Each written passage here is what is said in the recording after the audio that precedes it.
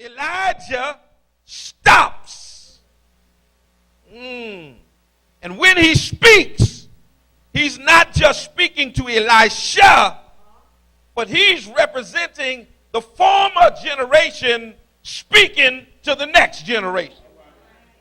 And Elijah says to the next generation, what do you want me to do for you for following me all year long and getting nothing?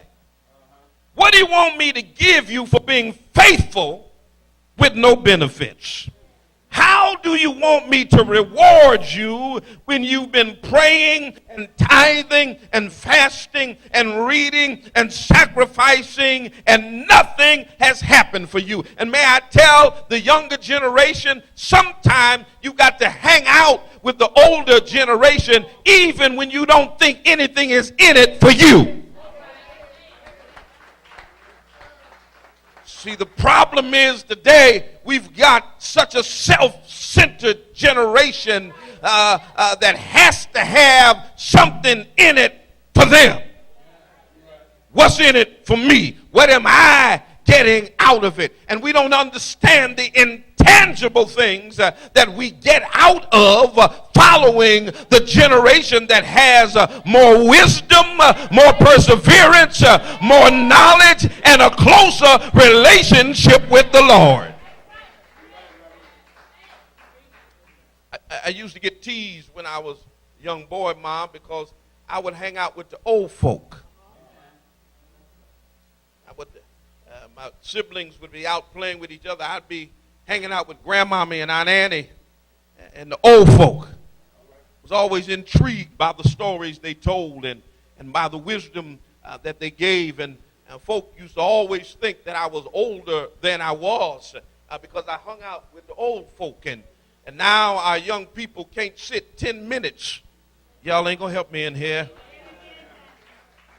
Go see your grandma, you kiss her, and you're out the room. You come on, somebody. You need to sit down and learn something about your little nappy-headed self. Learn where you came from. Learn something about your family lineage. Learn something about your history. Many of you right here could not even tell me what your mama and them do, what your grandmama and them did, what your uncle and them did, where you came from. You need to learn something about yourself, because if you don't know where you came from, you have no idea where you're going.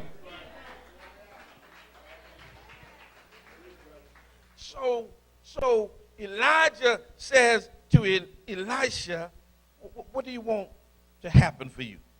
Now watch this. This what blows my mind, because Elisha is a different type of new generation leader.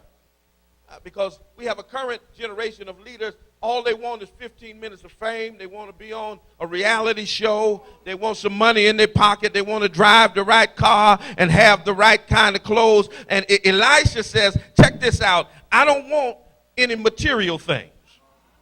I don't want to get wealthy. I don't want to see my picture in Ebony or Jet magazine. I don't want a record deal. Come on. What I want is I want a double portion of the kind of anointing that you have. And this kind of thinking isn't for everybody. This is just for those who have kingdom thinking. You see, God, I've been laying on my face, not for a car. Y'all ain't gonna help me now.